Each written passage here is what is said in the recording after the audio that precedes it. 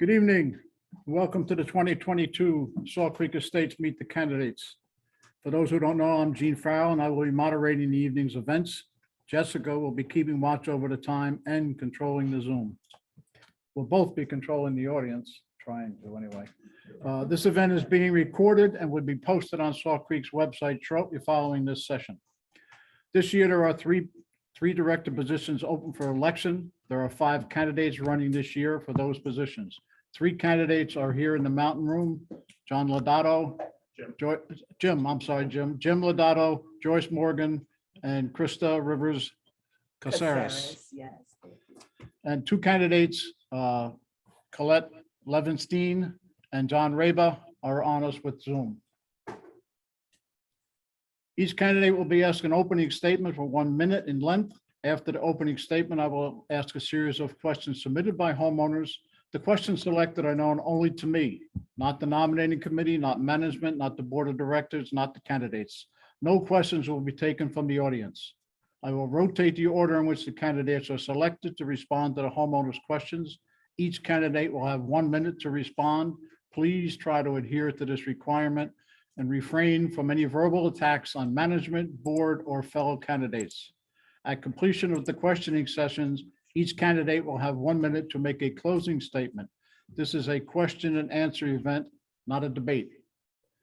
Homeowners are encouraged to contact the candidates after this meeting using the email address provided by each candidate in their bios for additional questions or follow-up to statements made. Electronic voting starts Monday, June 6th at 12 noon, and the voting ends Wednesday, July 6th at 5 p.m. All homeowners in good standing on or before May 1st at 5 p.m. will be mailed a unique voting code to gain access to the ballot online for voting. Most of us have received this code already. You should be receiving it shortly if you haven't. If you have not received the voting code by June 8th, please contact the nominating committee via email at nominations@saltcreek.org or member services at 570-588-9329. No new codes will be available after 5 p.m. on Thursday, June 30th. Welcome, candidates. We'll now start with the opening statement, starting with Colette.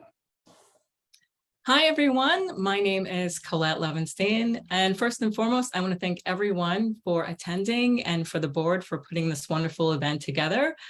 I moved here from Manhattan in October of 2021. And I've been in community service and volunteerism for the past 25 years. I am a seasoned human resource professional, over 20 years of experience in human relations and conflict management. And I just want to say I'm happy to be here. Thank you, Colette. Next, Jim.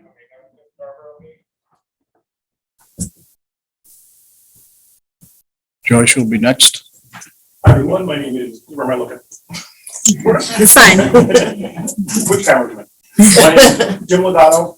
I moved to Salt Creek in August of last year. I am a customer service supervisor for NYU Langone Hospitals, so I'm used to dealing with angry people. So if that helps me in any way on the board, I think I tend to maintain an even keel. I'm running for this position because in the 8 months that I've been here, I've really grown to love the community. And if I can contribute anything and help out, that's what I want to do. So thanks very much. Thank you, Jim. Joyce? Yes, please.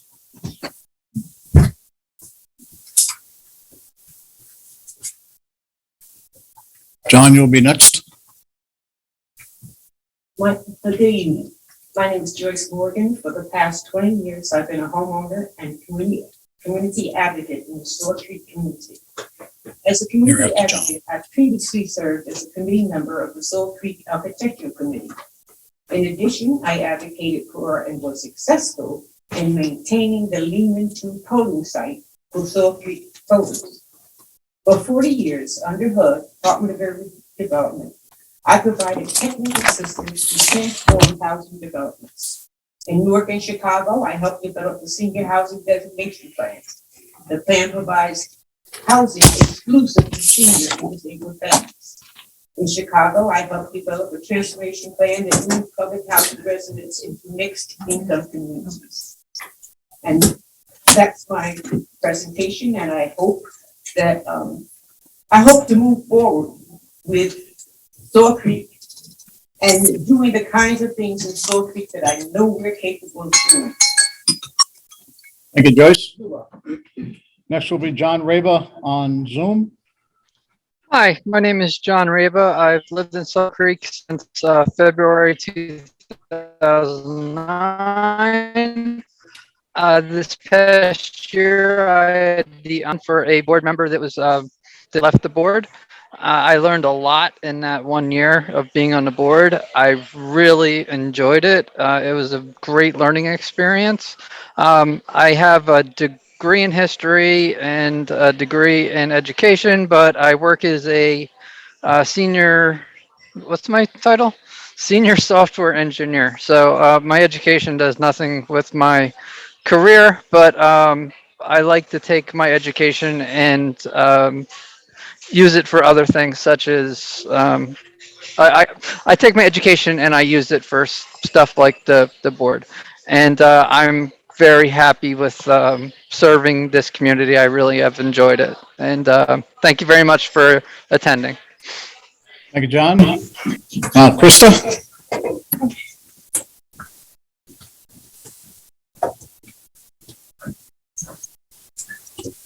Good afternoon, everyone. Thank you all for being here, and thank you to the candidates for having this wonderful event, and to Salt Creek, obviously, and the board members who are in attendance. My name is Krista Rivers Caceres. Rivers is my deeded name. Caceres is my married name. I've been a resident of Salt Creek since September of 2005. We first moved here because we think that the Poconos, and we still think that the Poconos is a beautiful place, and we fell in love with Salt Creek when we first came, and we didn't really look at many houses once we got here. We've seen a lot of changes, and my hope is that with my background, which includes being a constituent advocate for a U.S. congressman who shall remain nameless because I don't want anything thrown at me. I'm also serve on the board of directors for Pocono Mountains United Way, as well as the Greater Pike Community Foundation. Service is in my blood. And I've seen and heard a lot of things over the comment boards over the years. And as a concerned homeowner myself, I thought that coming here and hoping to serve would be the best thing. Thank you. Thank you, Krista. And I'll start with the questioning submitted by our homeowners. Joyce, you'll be first. I'm going to go up to the podium. I'm going to read the question once. If the other candidates need to read again, I can read it. It'll slow things down a little bit. So if you can remember the question, but there was no problem if you got to ask me to read it again. First question, Joyce. What motivated you to run for the board of directors? Loving my love of Salt Creek. I've been here for 20 years, like I said, and I've worked with the board. I've served on the committee, and I got so involved in other things that I sort of lost it. You know, I was involved with my children for a while, and now I'm so pleased to say that my grandkids grew up in Salt Creek. All right, one is a social worker, all right, with an MSW. Another just graduated from Bloomfield College. And so Salt Creek hasn't done me no bad deed. And I want to give back to Salt Creek the kinds of things that has helped my family and me become. Thank you, Joyce. John, you'll be up next. Same question. What motivated me was my son. I have a special needs child, and I asked him one day, I said, Evan, do you want me to run for the board? He said, yes. And one thing that I've learned, you cannot have an agenda to run for the board. If you have an agenda and run for the board, forget it. You might as well just run away. There are some things that I've spoken to the board about trying to make more programs for special needs children, but he was my main motivation. He wanted me to do it. He's the world to me, and if he wanted me to do it, I did it, and there I am. Oh, and I'm sorry, I have to add, I'm at Newark Airport right now waiting for a plane. I have to get off at like 5:45, so there, I got my 1 minute in. Okay. Turn it Krista, down a same little question. bit. You can turn it a little bit, yeah. Okay. Just move the camera down a little bit. It's on the top of the laptop. Okay, thank you. You're welcome. Thank you for letting me know. Here we go. Okay. Thank you. So there's nothing worse than having a degree that you do nothing with. So I have a master's in law and public policy from California University of Pennsylvania. One of the reasons why I decided to run now was because number one, there were a lot of seats available. So that let me know that there was an opportunity for diverse opinions as well as some fresh perspectives. What I hope to bring to the board is someone who is even keeled, right? Someone who understands that we have to be fiscally responsible as far as our association is concerned, and certainly for the long-term people who lived here or someone who moved here last week. We want Sauk Creek to be a place for family and community. And we need to balance that out with the needs of the people who live here, whether you're a renter or a homeowner. So I'm here to make sure that the homeowners are respected, but that we also increase profit for the community so that we can be what we broadcast that we are, which is a 5-star community full of promise. And I truly believe that we are and we will be. Thank you. Thank you, Krista. Colette, you're next on Zoom. Thank you very much. So that's a great question. I have a passion for community service. I believe in serving and being an active participant in the community that I live in. Ever since I moved to Sauk Creek, I've attended many boards, many board activities and meetings. And I feel like I'm well versed in the challenges and also the wins of Sauk Creek. And I would like to be a participant in that. Thank you, Colette. Jim? So what motivated me to run for the board here is I'm a big proponent of paying it forward. And this community, again, even though I've not been here a long time, this community is the first one I really feel a sense of family and a sense of community. And I'm not one of those people that see the negative in things. So I know a lot of people have a lot of complaints about the place, but truthfully, I love it. But everything could be better. So hopefully I can bring something to the table that could maybe a new idea. I think I'm pretty well versed in a lot of different topics. I'm no expert in any one, but I feel that I do have something to bring and I would like to make this place better. Same reason I joined the men's club, because I want to get involved in the community and have a bedrock here. So thank you. We'll go to the second question, and we'll start with John on Zoom. John, the question is, have you reviewed the Sauk Creek strategic plan, and do you feel it lays out a positive path forward for the community? If so, how would you recommend implementing it? Is it echoing for you guys? Yeah.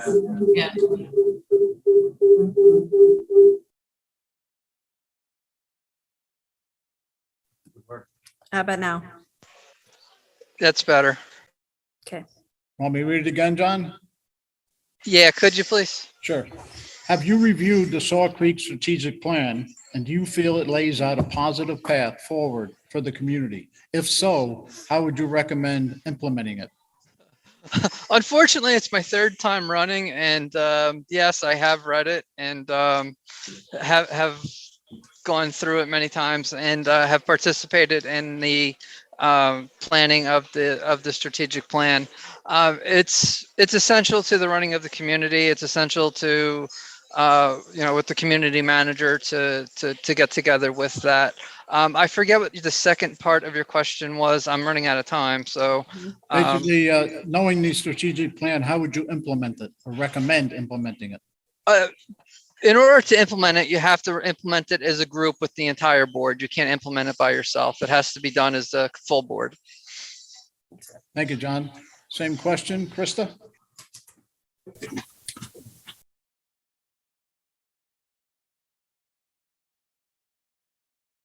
Essentially, it does require the full board's implementation and voice. Because the last thing we want to do is to eliminate voices. We need more voices, consistent voices, and voices that really are about the positive direction of the community. And where there are stumbling areas that may even be discovered as the strategic plan is being implemented, we can correct those as long as we don't move too quickly. Thank you, Krista. Colette, you're up on Zoom. Yes, I would definitely have the board implement the strategic plan, but I also feel that in order to be an effective plan, you must get the feedback of the community, take that into consideration, and make an informed decision that is for the betterment of the community as a whole. Thank you. Same question, Jim?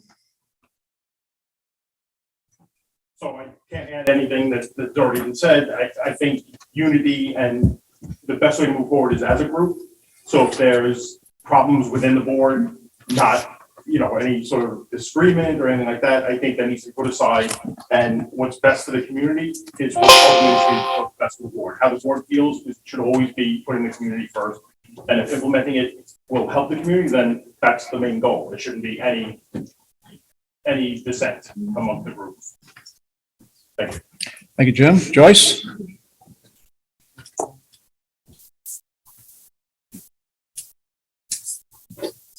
Well, I'm not going to repeat the same thing. We all know that everybody has to work together to do anything. All right? I read the plan some time ago, and frankly, I'd have to reread it. And that's about it. I would have to look at it again, weigh it up, and to be truthful about it. We all know that you can't do anything by yourself. So we would have to all be together of one accord, but that's not gonna happen either. So the best thing I can tell you is that I would do the best I can to implement those portions of the plan that I think are effective and worthwhile. Thank you, Joyce. Third question, we'll start with Krista. And the question is, Saw Creek, like many employers, is having difficulty filling job positions at all levels. What would you recommend to management to be done to attract workers to Saw Creek, such as increased pay or benefits? Or is it necessary to scale back on non-essential services, recreational activities, and amenity hours of operation?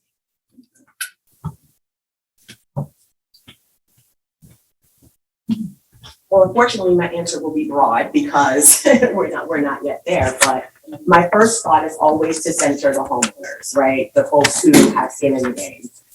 So when it comes to attracting quality employees, you definitely want to look at things that they're concerned about. That is their starting pay rate, because ultimately people have to take care of their families. Anyone that works anywhere needs a decent pay. However, we do have to balance that out with the needs of our association. So again, you have to review everything across the board, find places where you can make smart cuts, smart changes, but centering homeowners first, but centering the employees, everything requires a balance. Thank you, Krista. Colette on Zoom, you're up next. Same question. So thank you. So I believe as a human resource professional, I believe in metrics and data. So I would take that data and see what types of activities that the community is using and what they're not using. And those that we aren't using in full force, maybe scale back on those activities or those amenities. As far as bringing in new talent, I really think that it's important. Where are you advertising for this talent? How are you getting your name out there, and how are you getting your jobs out there? I think it's really important to examine the resources and the avenues that you can use to recruit people. There are many. In terms of, pay is not the only mitigating factor for people working. It's benefits as well. And to talk about those things and to market those things are really great resources, and to attract people onto your payroll. Thank you, Colette. Jim? I actually was recently speaking to somebody, a young woman, mid-20s, who was telling me she was looking for work. And I said, well, I sent her a screenshot of the thing we see in all the newsletters of all the positions available here. And she lives maybe a mile or two outside the community and had no idea that we were hiring. So I think advertising is a big thing. I think maybe reaching out to the local high schools to let them to the guidance counselors. Because I remember when I was growing up, there was always, they always had a board with local jobs available, things that won't cost anything, but could expand the range of the people knowing that we're hiring. I think that some of it could be that people just don't have their jobs here. There's a bunch of jobs here. I keep sending to everybody I know. I'm trying to get my daughter to come up here and move up here. So there's a lot of work here. I just think not everybody knows about it. So I think if we can get the word out there, and this is a great place to, listen, I've never met an employee at this place that wasn't great. So I think it's a great place to work, and I think that reflects in the people, that people are happy to work here. I just think people need to know more about it. So I think we got the word out. I think that would be a big boon to us. Thanks. Thank you, Jim. Same question, Joyce?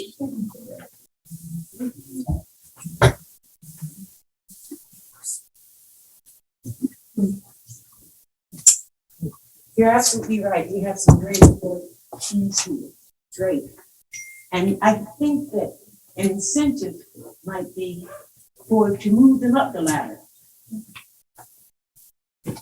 Yeah, to move them, you take the employees that you have working here now and perhaps move them up the ladder, which would encourage other people to come in and see that this is not just a starting place, but this is a place you can move up and up and up and up. So I think that might be the truth. Thank you, Joyce. John, on Zoom, same question? Oh, I think we've tried everything but tuition reimbursement so far. I think really the only thing is it's a double-edged sword, but I mean, increasing the rate of pay. But we increase the rate of pay, and it's a double-edged sword there. But I really think that I mean, if you look when you drive around, you're seeing like everywhere you go, it goes 1650. You drive past the next week, it's 1750, and you drive past another week, it's 1850. So in order to stay competitive, I think we really just have to bite the bullet and start upping the pay, unless we go tuition reimbursement. Thank you, John. Go to the fourth question. We'll start with Colette this time on Zoom. The Salt Creek Board is made up of 9 homeowners like yourself. You will not always agree. How would you work with other board members who have opinions different than yours? Oh, well, that's a very good question. I think that, everyone, we draw our answers from our experience, from our career experience and our environment in which we were raised.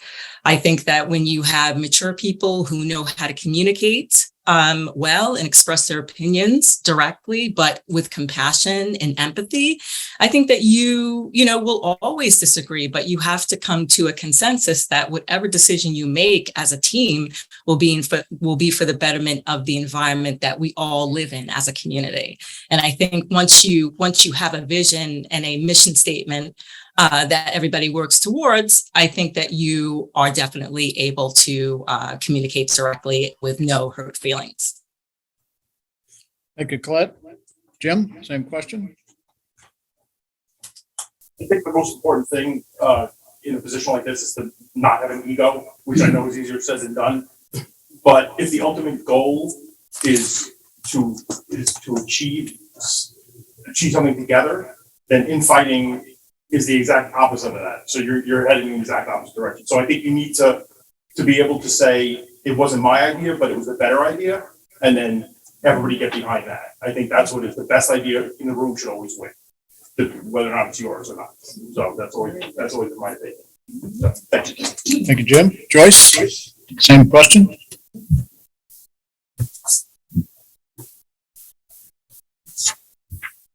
Well, sometimes as hard as you try, the other guy wins. And that really does cause friction. I think that you really have to let it go. You're not going to be happy, but if you just let it go, you can keep it moving.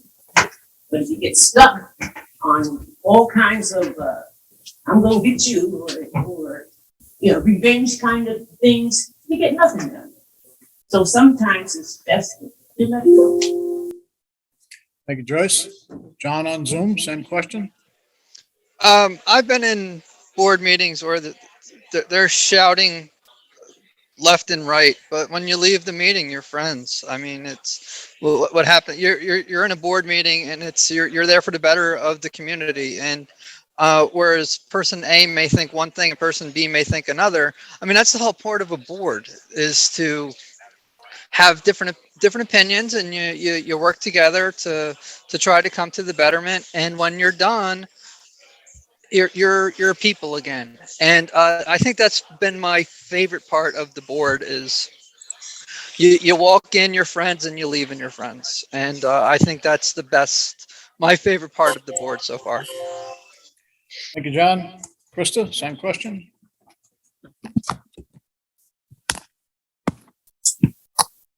Well, I'm in full agreement with everyone else, but I will also add that it is, unfortunate, but you're not gonna like everybody that you work with, right? And even at our jobs, we don't necessarily care for everybody.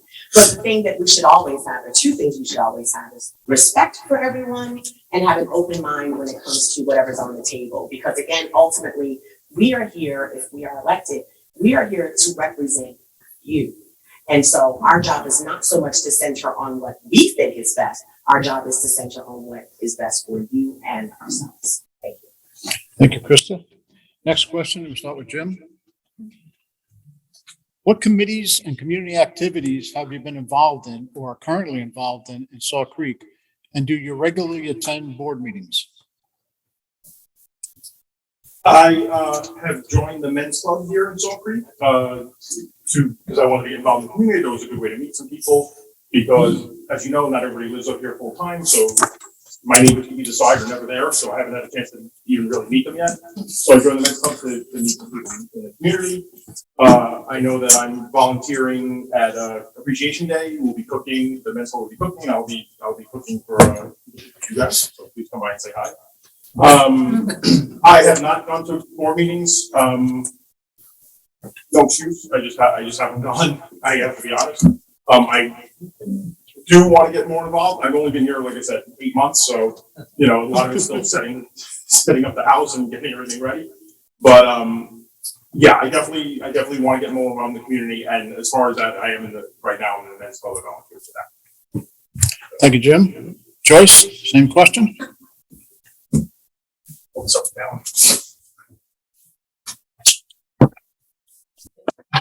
So, I haven't been involved either. I've been ill for a while, but I'm better now. I have been involved in the past. We always forget it.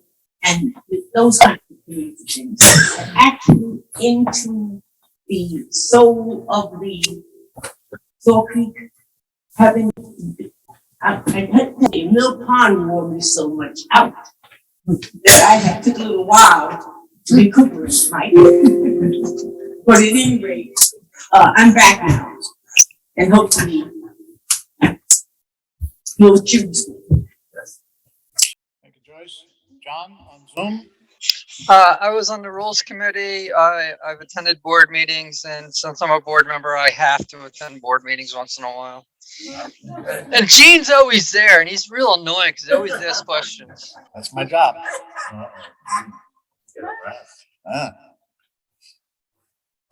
Krista, same question?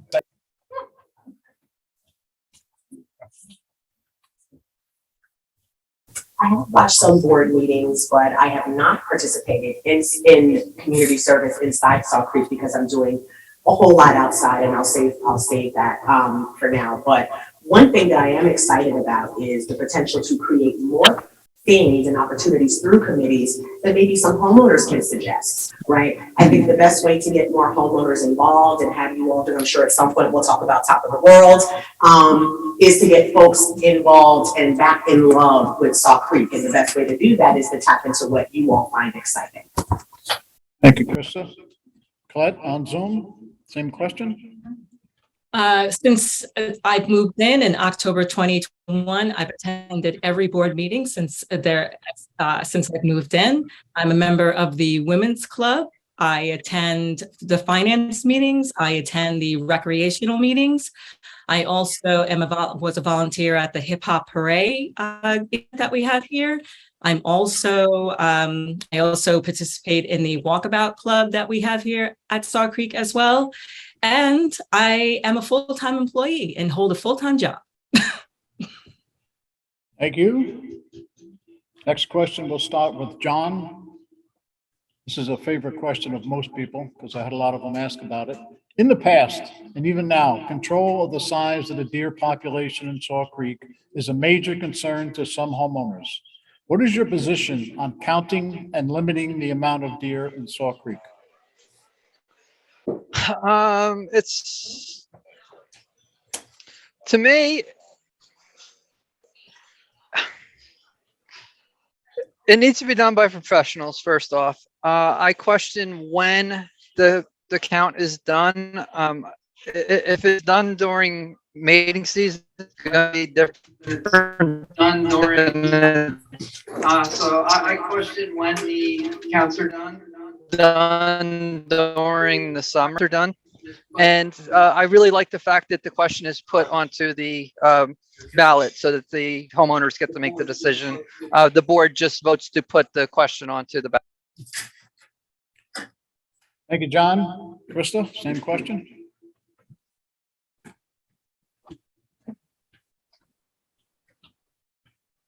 I'm glad that I don't have to be responsible for whether or not the deer call goes on, but I will say, just as an individual, I'm not in favor of it.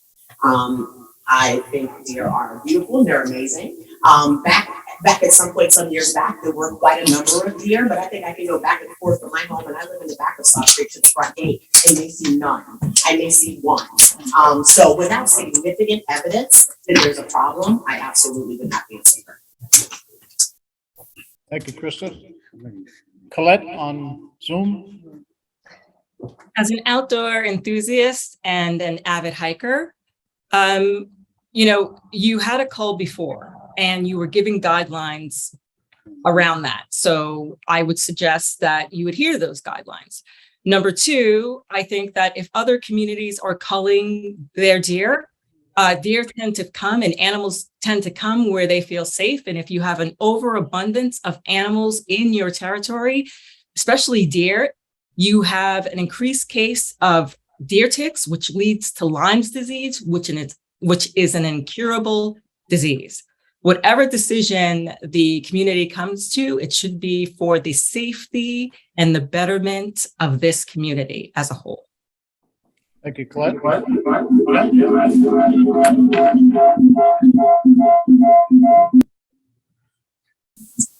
gonna have to manage the best that we can with this candidate, Mike, because I have a lot of feedback from people on Zoom everywhere. So just speak loud so that we can hear you and that mic, okay? Okay. Thank you. I think this is a case of where my personal feelings would be put aside for what's best for the community. Like I said before, I'm personally not a hunter. I grew up in the city. I'm not a hunter. I have nothing. I'm not against it, but it's not my thing. I don't think I could ever shoot an animal. But if the data backed it up, where it needed to be done for the safety, honestly, to see a starving deer and to see a deer hit in the street, I think that's 10 times worse than if you have to cull a few to make the population healthier. So that's my opinion, and but I think it would have to go by what the data comes back, and when they do the counts, if it needs to be done, then that's it. It needs to be done. So personal feelings aside, you have to do what's best for the community. Thank you. Thank you, Jim. Joyce, same question. Chris, I'm gonna move this podium a little bit closer to this mic so that people can hear you a little bit better, okay?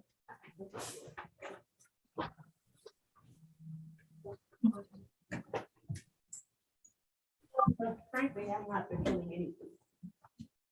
But, just like the brother who said, if there's a decision made by people who know how to make those decisions, it's like the CDC.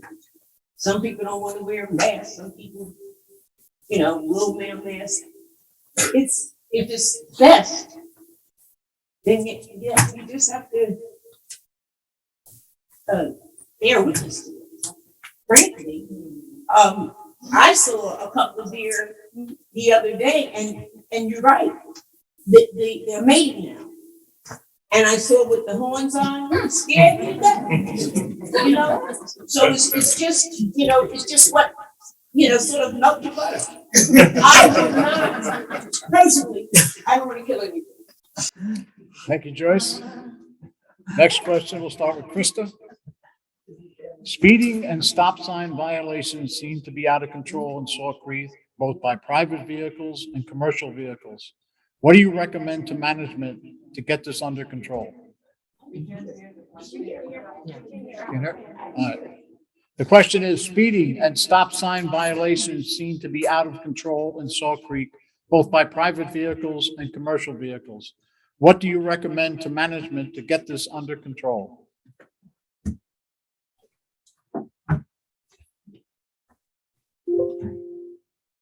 Well, I know that the fines for the violation of speeding are quite high, so obviously it's not a dollar amount that's going to make a difference. The only thing that I can think of right now, without further study, would be reintroducing some of the speed bumps. From the front gate to the back of Saw Creek where I live, there used to be at least 2, I think, that were removed at some point. And so potentially maybe just adding speed bumps back, not very high ones, but just enough to slow folks down, might be something to consider. Thank you. Jim?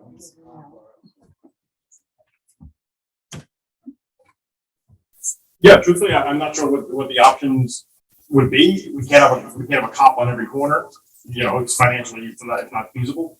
We can't have radar guns. We can't have, well, I don't know if we can, I'm new here, but it seems unlikely that we'd have radar guns so I was thinking the same thing that she wasn't, add more speed bumps, you know, it's an inconvenience when you're trying to get somewhere, but it makes things safer in the community. I agree 100%. I think that needs to be addressed, more speed.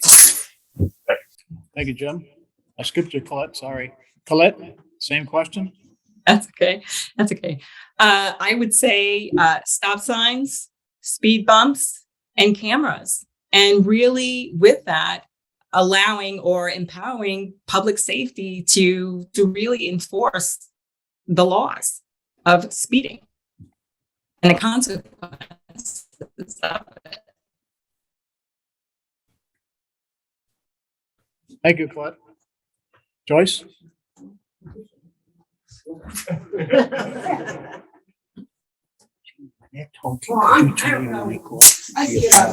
That mic, I've seen videos. it's off. It's off. You remember the speed bumps? All right, they didn't go over here. All right? I would could sort of lean toward cameras because they can, you know, it's not a confrontational kind of thing. And they're all over the place, everywhere else we go. And it might be useful, and it might not be that expensive. I don't know, but I think that might be something to investigate. Thank you, Joyce. John on Zoom, same question? Speed bumps were removed because of a request by 911 response because it reduces response times. I like the idea, Colette, with the cameras. Somebody somehow have cameras to do it. Other than that, I like speed-sensitive rocket launchers. Somebody's doing 50, rocket launcher right at them. The worst part is we just don't have enough safety patrol to get these people. I mean, I have people doing 50, 60 past my house, and it's frustrating and scary. I use the word scary because there's kids. I'm worried about the kids because you get a squirrel, a deer, and a possum that runs out in the road, just swerve, and it's disaster just waiting to happen. So I like your idea about the cameras, Colette. Thank you, John. Next question, we'll start with Colette on Zoom. The operating and capital budgets are getting out of hand. What recommendations would you make to management, the board, and finance committee to help develop the yearly Saw Creek budget and control spending? Colette? I would say I would find out, I would survey the community and find out what's important to them, find out what activities and resources are important to them. Look at past budgets, see where, we had over expenditure or under expenditure, and take that data and use it to formulate an informed budget. Thank you, Colette. Jim, same question. Mine's gonna be quick, because I'm gonna say something that somebody running for office never says. I don't know enough about it to make an informed decision or informed statement. So I'm not gonna hem and haw and guess at it. I would have to see the data and then at that point see if I can make any recommendations, but I don't know enough about it to make any. So comment. Thanks. Thank you, Jim. Joyce, same question? I think that's fine. We need to do some kind of survey to find out what's important. Apologies. The aliens? Yes, sir. Do I get some seconds back? She's tough. The bottom line is that it's important that we get more input before budgetary decisions are made. And I think that's right. A good way to do that is to ask. To ask people what's most important to you. Thank you, Joyce. Next up, same question, John, in Zoom. I think the most important part is people need to really go to finance meetings and budget meetings. This was my first year participating in the actual budgetary process, and there's not enough people. I mean, and there's a lot of people had very good suggestions, and it's just it's very hard for 5, 7, 12, 15 people to really come up with ideas and to balance it in a way that all homeowners would be happy with. It was a very hard year for a budget. We lost our community manager. There was COVID. There was this and that. So participation amongst homeowners is really the very important part. And I apologize for this tag that's hanging out. I just forgot to cut it before I left. So. It's annoying me.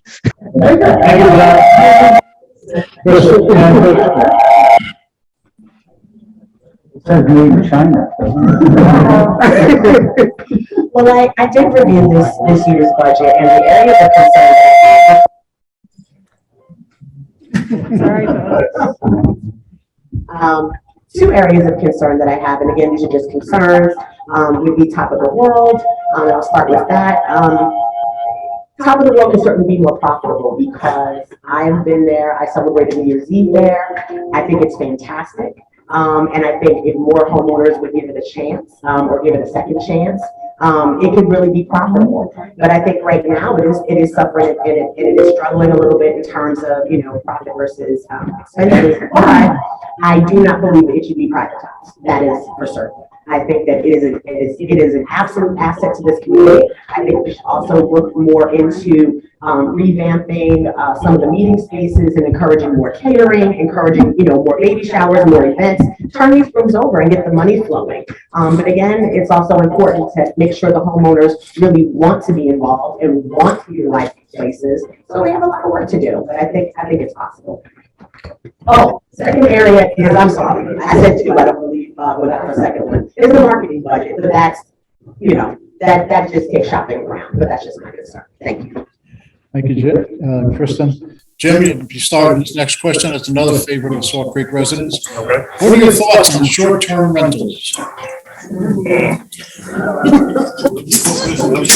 me smoke this mic. Okay, as someone who's used short-term rentals and likes Airbnb, I sort of get that side of it. My feeling is, as I just talked to my wife about this last night, if the people who are renting, and this is the part you can't really control, if the people that are renting treat Salt Creek as they would their own home, then I have no problem with it. If you come and you're like, oh, this is a beautiful place, let's not screw it up. I'm all for that, but that's hard to monitor. So again, I think, really think about it. I think I'm okay with short-term rental as long as they abide by the rules of the community. If it's a violation, I think you shouldn't be allowed to rent out again. I think if your property there's any violations, you get a warning, and if it happens again, that's it. You can't do it. If we're allowed to pick and choose, I'm not sure, but that would be my idea. Thanks. Thank you, Jim. Joyce, same question? Okay, this is where I'm really gonna get in trouble.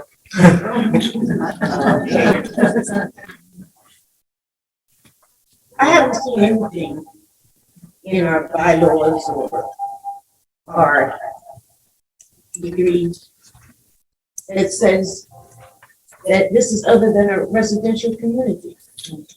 You know, and I know people want to make money. And I don't blame them. I want to make money too. But you gotta learn when to hold them in the fold. You can't do that comfortably here because I have young kids and I understand that if they get an opportunity to have a free place for a little bit of money, they're gonna have a ball. And they're not gonna hear about the neighbor or the driving or anything else, but that's how I feel. This is a residential community. And I have friends who want to make money because that's what it's about. And I understand that. But like I said, I don't see anything in the bylaws that says anything other than residential. Thank you, Joyce. John on Zoom, same question. This has to be my last question, then I have to go catch my flight. Although I have a great STR across the street from me, I just feel that there's too many bad throughout the community, so I'm against them. I don't think we'll ever get rid of them unless Lehman Township does away with them. I mean, they've made some major changes over the past year with changing from 30-day to 60-day. But myself personally, I'm not a big fan of them.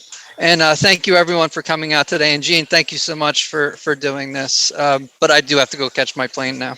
Thank you, John. Same question, Krista?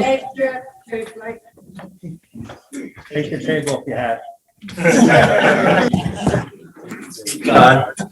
Well, I have a number of STRs on my street, and while I can say they've not been a nuisance to me or my family, I will say and echo the sentiments that have been shared here. This is a residential community. I know it started out as a vacation type place, but it morphed into a place for families. And what we want for our children is for them to remain, and we're not going to do that if across Monroe County and Pike County, some parts of Pike County, we are overrun with STRs, meaning that folks that make a certain amount of money can't even afford to find a place to rent before they even get to buy, right? So I have serious concerns about them in general. I respect business. I'm all for that. We're a capitalist country.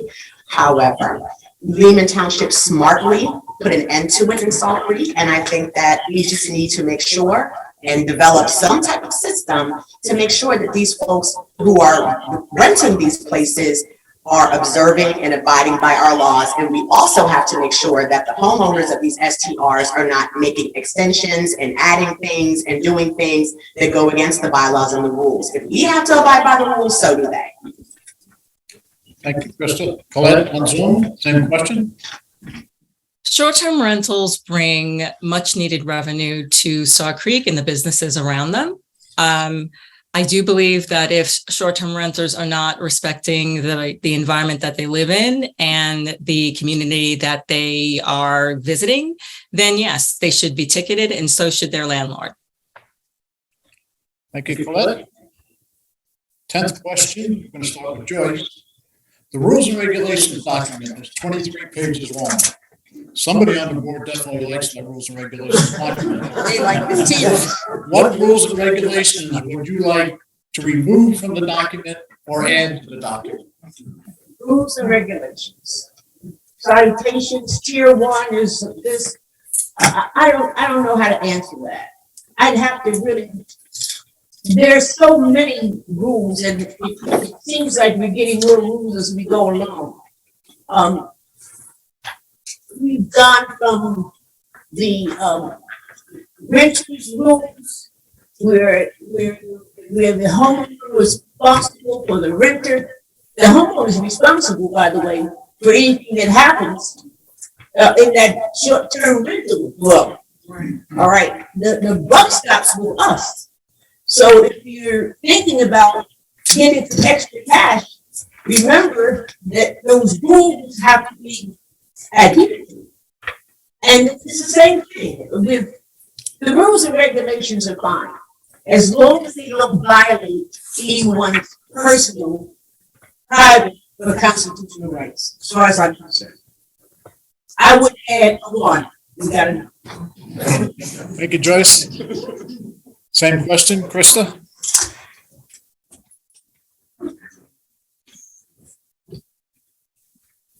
After reviewing the current rules and regulations, the only question that I have concerns the commercial vehicle rule. I'm a big proponent of entrepreneurship. I'm a big proponent of MCTI students that, want to become plumbers and painters and things like that. So if we have a homeowner who owns a business, I don't quite understand why it's illegal for them to have their commercial vehicle, which is their, bread and butter, why that's a violation. Unless I misinterpreted the rule, it just seems strange to me. Like if you have people come in and do repairs, their vehicles are parked here. So I don't quite understand the difference there. So I think other than just reviewing the rules and regulations as a body of directors for any type of duplication, that's the only one that really concerns me. Thank you, Krista. Next is Colette on Zoom. Same question. I would have to agree with Krista on that. As a new homeowner, I've tried to find contractors to work, and sometimes, people who own businesses who can't advertise on their trucks in their driveway, you don't even know that they have these skills that you're looking for. So yes, I would like to see that changed. Thank you, Colette. And same question, Jim. I have read the policies and rules, and again, I think they're fine. I think they all work for the community. The only one that I have a personal issue with is the two pets. I don't know why, if I wanted a cat along with my two dogs, that I'm not allowed to have that. I'm a responsible pet owner if they don't stay outside. So that's my own personal little axe to grind as a pet lover, that it seems odd. I understand if I'm running a kennel, that's one thing, but for the most part, I do. I read the rules. I didn't think anything was out of bounds, restrictive, and I think it again, the goal is to make this a better place to live, and I think they do that. But more pets. Thank you, Jim. Next question, we'll start with Krista. Salt Creek spans 2 counties and 2 townships. Do you think we are getting our fair share of their services? And what would you recommend management and the board of directors do to get equal representation and assistance? That was kind of like, I'm sorry. I'm sorry. I'll read it again. Thank you. Salt Creek spans 2 counties, Monroe, Pike, 2 townships, Middle Smithfield and Human. Do you think we are getting our fair share of their services? And what would you recommend management and the board of directors do to get equal representation and assistance?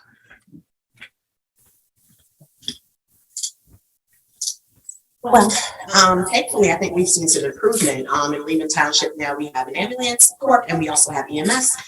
We are expanding services to help our seniors.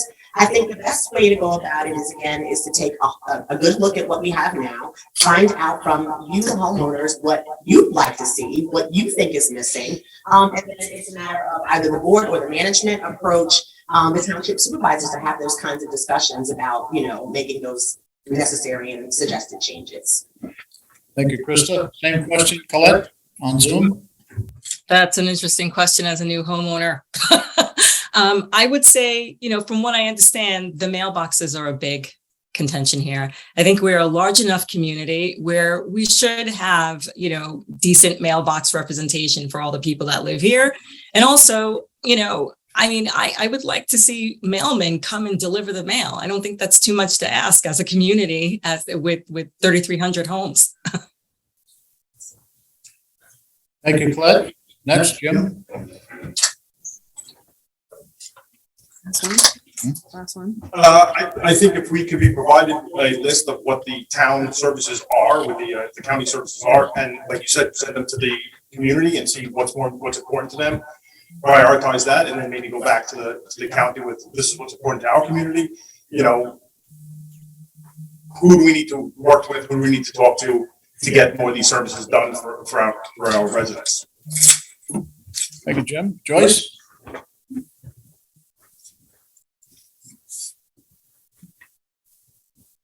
I think everyone's right. Starts out with a survey. Find out what our needs are, then find out who we need to talk to on the other side, because it's all political, that.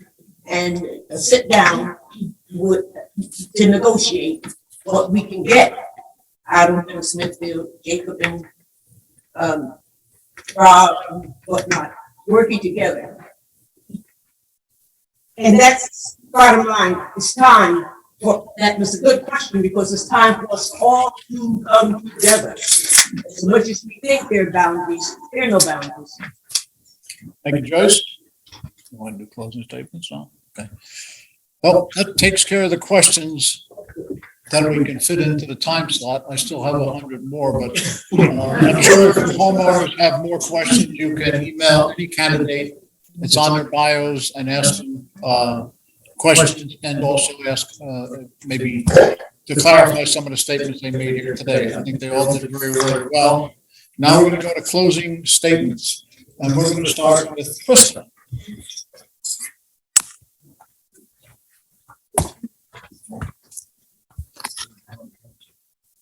Well, thank you all for coming out. 5 o'clock, that's early. I don't know, we all retired. Because I'm like, thank you all so much for being here. Again, thank you to Salt Creek for putting this on. Thank you, Jean, for asking those questions from the concerned homeowners. And thank you to the other candidates for stepping up, because, it shows that there are a lot of people that care about, the direction of this community. So thank you all. I personally, as I said before, I am almost a 20-year homeowner here. I've been married to my husband for 18 years. I have a son who plays Little League. We are what they would consider the American dream. And I just believe that when you have the opportunity and the bandwidth, you should give back. I do that on a consistent basis. I spend probably 30 hours a week volunteering, but I would scale that back if I were elected to this board, because I do think that the homeowners, including myself as a homeowner, should be made a priority. But you need that balance, once again, with fiscal responsibility. We have to make sure the association continues to make money and that we improve on our services, but we have to make sure that we as homeowners are happy to live here. Thank you. Thank you, Krista. Colette, on Zoom, closing statement. Sure. So as a new homeowner here, in a strong community service. Hang on, Colette. Can I speak or? There you go. Okay, sorry about that.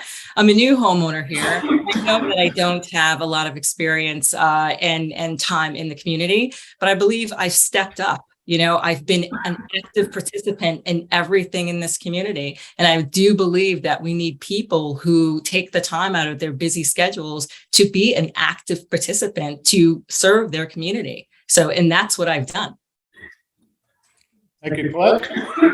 Jim, closing statement.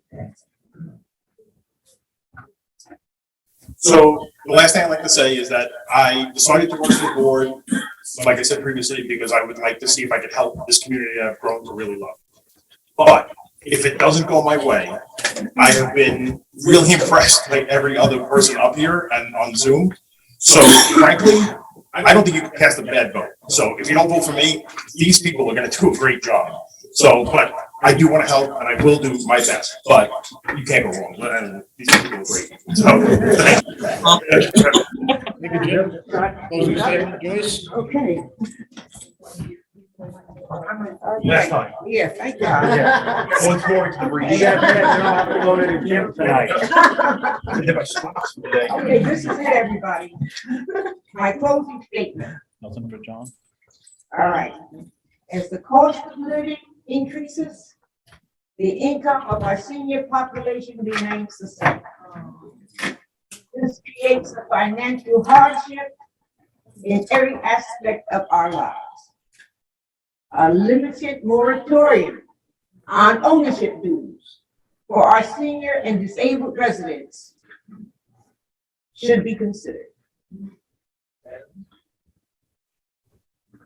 Much like Food Town, Tuesdays and Wednesdays, 5% discount. Okay, perhaps just consider it. All right, consider it. You can go out, the employment numbers go out, the young people can go and get jobs and whatnot. You're getting retirement, you're getting Social Security. Flat, 5.9% cost of living increase, inflation's up 8%. Please, somebody take a look. All right. and consider a moratorium, a year would help, you know. All right, that's my closing statement. Thank you, Joyce. Got John's recording. Okay. We have a closing statement from John, it's recording.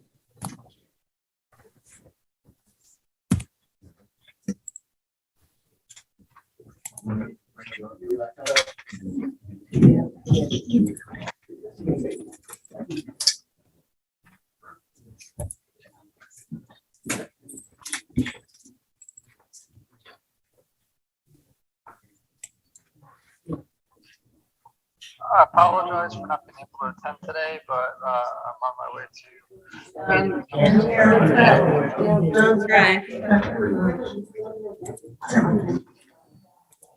apologize for not being able to attend today, but I'm on my way to Phoenix. I'm stuck in the United Lounge. Please consider me for your vote. I spent the past year on the board. I really enjoy what I'm doing. I believe with the 1 year I have a pretty good grasp of what's going on. And I really enjoy the people that are on the board, working with the people that are on the board, and feel that my experience gives me a leg up over the other candidates. And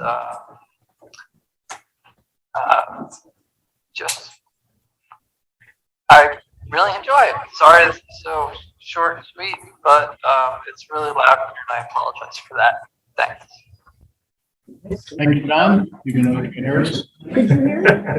Thank you, Marlene, for all your responses. And thank you, audience, for behaving. And Margaret, did you want to?